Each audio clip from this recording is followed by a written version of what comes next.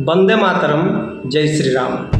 आम आखि सामने अनेक षड्यंत्र चली भयंकर विराट चक्रव्यूह रचा जाउची भारत विरोधी भारतीय संस्कृति विरोधी भारतीय समाज विरोधी षड्यंत्र को आमे जानी पारुनु आमे देखुचु अथच बुझी पारुनु।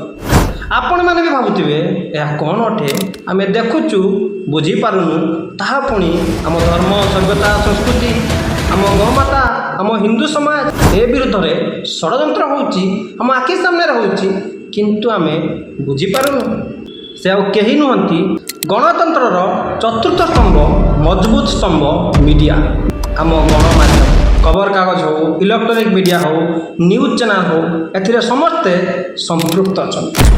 जादूगर तो केवल हाथ छपई करी आमको मनोरंजन करे आम आखिरे धूली दिए किंतु गणतंत्र चतुर्थ स्तंभ आमको प्रत्येक दिन आम धर्म सभ्यता संस्कृति आम हिंदू समाज आम परंपरा आमर प्रत्येक जिनिस आम सह धक्का करुच्ची छलना करुच्ची बेईमानी करुच्ची सेकुलरिज्म मानसिक रोगरे ए सबको सह्य करुच्चु। से दिन प्रतिदिन एमानकर षड्यंत्र एमानकर धर्मद्रोही सनातनद्रोही हिंदुद्रोही मानसिकता प्रत्येक खबर कागज रे प्रसारित होउची प्रत्येक दिन प्रसारित होउची खाली ओडिशा रे नुहे सारा भारत वर्ष रे होउची आ ए बीमारी अनेक दिन धरी चली आसी।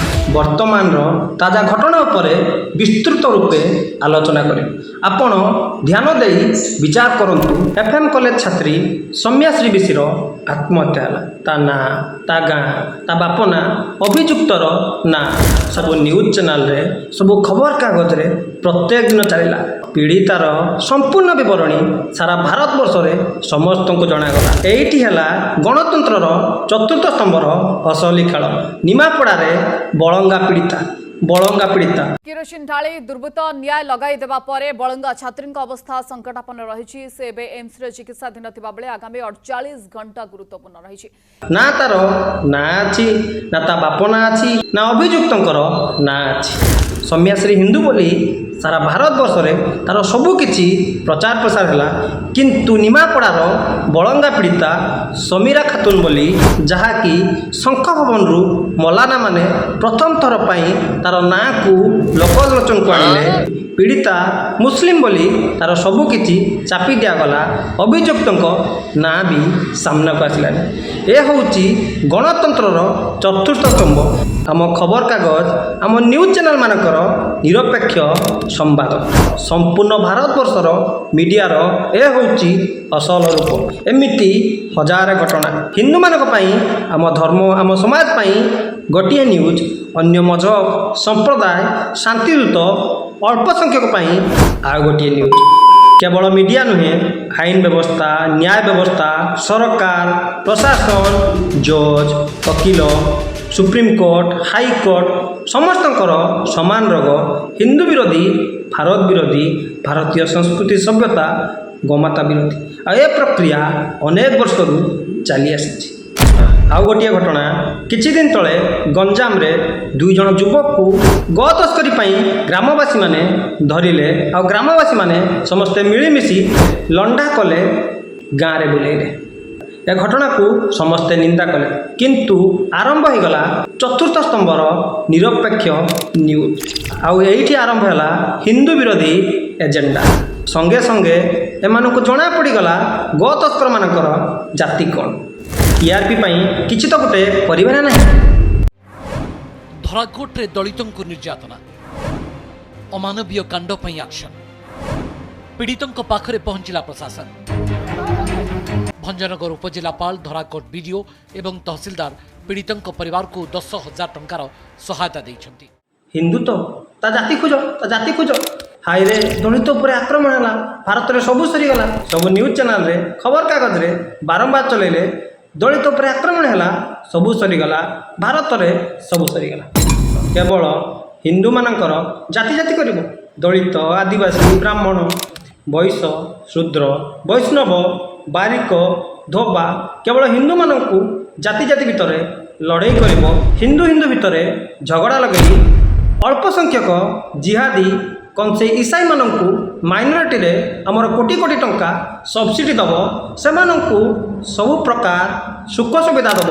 ଏତେ ସବୁ ସହାୟତା ଦେଲା ପରେ ଅଳ୍ପ ସଂଖ୍ୟକ ହେଇ ଆମ ଟ୍ୟାକ୍ସ ପଇସାରେ ଚଳି ଆମ ହିନ୍ଦୁମାନଙ୍କର ସର୍ବନାଶ କରିବେ, ଆମ ମଠ ମନ୍ଦିରର ଧ୍ୱଂସ ବିଧ୍ୱଂସ କରିବେ, ଆମ ପର୍ବପର୍ବାଣୀରେ ପଥର ଫିଙ୍ଗିବେ, ପ୍ରତ୍ୟେକ ଦିନ ଆମ ଗୋମାତାର ହତ୍ୟା କରିବେ।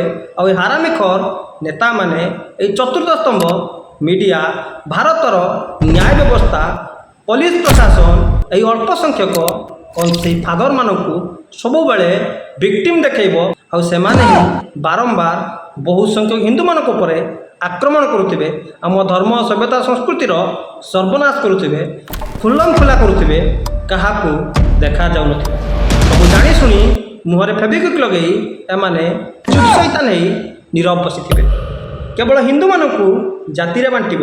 ମୁସଲିମ ଖ୍ରୀଷ୍ଟିଆନ କଥା ଆସିଲେ ତୁମ ମୁହଁରେ ଫେବିକ୍ୱିକ୍ ଲଗେଇ ମୁହଁରେ ମୂଳା ପୁରେଇ ଚୁପ୍ ବସିଯିବ। ଏହା କ'ଣ ତୁମ ଚତୁର୍ଥ ସ୍ତମ୍ଭର ନିରପେକ୍ଷତା, ସାମ୍ବାଦିକତା?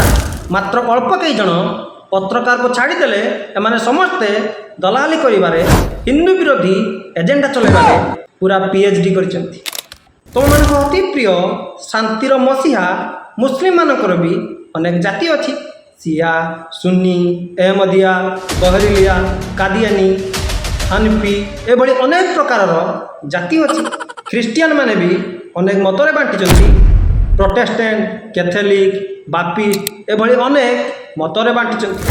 ଯେତେବେଳେ ଖ୍ରୀଷ୍ଟିଆନମାନେ, ମୁସଲିମମାନେ ଅପରାଧ କରି ଧରା ପଡ଼ନ୍ତି, ସେମାନଙ୍କ ଜାତି ପଚାରିଛ, ସେତେବେଳେ ତୁମ ଅନୁସନ୍ଧାନ, ତୁମ ନିରପେକ୍ଷ ନ୍ୟୁଜ୍ କୁଆଡ଼େ ଯାଏ ହୋ? କାହିଁ ତ କେବେ ବି ଆମେ ଶୁଣିନୁ, ନା ନ୍ୟୁଜ୍ ଚ୍ୟାନେଲରେ, ନା ଖବରକାଗଜରେ କେଉଁଥିରେ ବି ମୁସଲିମମାନଙ୍କର ଜାତି ପଚରା ଯାଏନି, ଖ୍ରୀଷ୍ଟିଆନମାନଙ୍କର ବର୍ଗ କୁହାଯାଏ। ଏ ହେଉଛି ଭାରତର ନିରପେକ୍ଷ ସାମ୍ବାଦିକତା। ଆପଣମାନେ କେବେ ବି ଶୁଣିନଥିବେ ଯେତେ ଦଙ୍ଗାକାରୀ, ବଳାତ୍କାରୀ, ଗୋତସ୍କର, ଆତଙ୍କବାଦୀ, ଅପରାଧୀ ଯେଉଁଠି ବି ଧରା ପଡ଼ିଛନ୍ତି, ଆପଣମାନେ ଶୁଣିଛନ୍ତି ଅମକ ସୁନ୍ନି ବ୍ୟକ୍ତିଟି ଗୋ ହତ୍ୟା କରୁଥିଲା, ଅମକ ସିଆ ବ୍ୟକ୍ତିଟି ଆତଙ୍କବାଦୀ କରୁଥିଲା, ଅମକ କାଦିଆନି ବ୍ୟକ୍ତିଟି ବଳାତ୍କାର କରୁଥିଲା, ଅମକ ହନଫି ବ୍ୟକ୍ତିଟି ଦଙ୍ଗା କରୁଥିଲା। କେବେ ବି ଶୁଣିନଥିବେ କ୍ୟାଥୋଲିକ୍ ବ୍ୟକ୍ତିଟି ଅମକ ଚର୍ଚ୍ଚରେ ଅପରାଧ କରୁଥିଲା, ବାପ୍ଟିଷ୍ଟ ବ୍ୟକ୍ତିଟି ଅମକ ଜାଗାରେ ବଳାତ୍କାର କରୁଥିଲା। ଏ ନିରପେକ୍ଷ ସାମ୍ବାଦିକ, ଏ ନ୍ୟୁଜ୍ ଚ୍ୟାନେଲ କରିବେ କ'ଣ? ବିଶେଷ ସମ୍ପ୍ରଦାୟ, ସଂଖ୍ୟାଲଘୁ, ଯାହା ସୌମ୍ୟାଶ୍ରୀ ବିଶେଷ ହେଲା ତାର ବିପରୀତ ବଳଙ୍ଗା ପୀଡ଼ିତା, ଏଇଭଳି ହଜାରେ ଉଦାହରଣ, ହଜାରେ କେସ୍। ଗଣତନ୍ତ୍ରର ଚତୁର୍ଥ ସ୍ତମ୍ଭ ଏମିତି ନ କଲେ ଭାଇଚାରା ସମାପ୍ତ ହୋଇଯିବନି, ସମ୍ବିଧାନ ବିପଦରେ ପଡ଼ିଯିବନି, ସର୍ବଧର୍ମ ବଡ଼ାପାଣ ନଷ୍ଟ ହୋଇଯିବନି। ହେ, ହିନ୍ଦୁମାନଙ୍କର କ'ଣ ଅଛି? ଆଇନ କାନୁନ, ସମ୍ବିଧାନ, ସରକାର, ପୋଲିସ ପ୍ରଶାସନ ସମସ୍ତେ ତ ହିନ୍ଦୁମାନଙ୍କ ସହ। ଯିଏ ଯାହା କଲେ ବି ହିନ୍ଦୁମାନଙ୍କର କିଛି ଯାଏ ଆସେ ନାହିଁ। ଆମେ ଗଣତନ୍ତ୍ରର ଚତୁର୍ଥ ସ୍ତମ୍ଭ ଆମ ମନ ଇଚ୍ଛା ଯାହା କରୁ। ଖାଲି ଏତିକିରେ ଗଣତନ୍ତ୍ରର ଚତୁର୍ଥ ସ୍ତମ୍ଭର ମନ ବୁଝେନି। ଗଣତନ୍ତ୍ରର ମୁଖ୍ୟ ରଜା ହେଉଛନ୍ତି ଜନତା ଜନାର୍ଦ୍ଦନ। ସେ ମିଡ଼ିଆ ହେଉ, ପୋଲିସ ପ୍ରଶାସନ ହେଉ, ନ୍ୟାୟ ବ୍ୟବସ୍ଥା ହେଉ, ସମ୍ବିଧାନ ହେଉ, କୋର୍ଟ କଚେରୀ ହେଉ, ଜଜ୍, ଓକିଲ, JK ବି ହେଉ, ଆଉ ଗଣତନ୍ତ୍ରରେ ସର୍ବେସର୍ବା ହେଉଛନ୍ତି ବହୁ ସଂଖ୍ୟା। ଏମାନଙ୍କର ଏଭଳି ହୀନ ମାନସିକତା ବିରୁଦ୍ଧରେ ଆବାଜ ଉଠାନ୍ତୁ, ସାମୂହିକ ବିରୋଧ କରନ୍ତୁ। ହିନ୍ଦୁ ବିରୋଧୀ, ଧର୍ମ ସଭ୍ୟତା ସଂସ୍କୃତି ବିରୋଧୀ ଏଜେଣ୍ଡାକୁ ବୁଝିବା ପାଇଁ ଚେଷ୍ଟା କରନ୍ତୁ, ଆଉ ଏମାନଙ୍କ ବିରୁଦ୍ଧରେ ପ୍ରଖର ଆବାଜ ଉଠାନ୍ତୁ।